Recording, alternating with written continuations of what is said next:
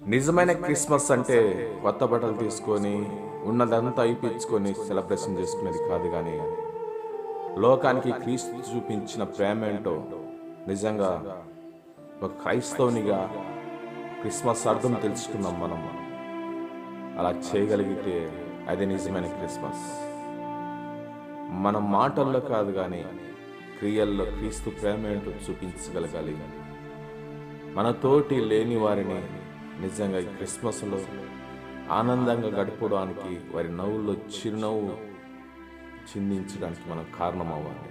నిజమే ప్రేమను వల్ల ఇలాంటి చిన్న బిడ్డల్ని చేరదీర్చగలిగిన మనస్సు కలిసి మనకుంటే నిజమే ఈసారి నిజమైన క్రిస్మస్. అది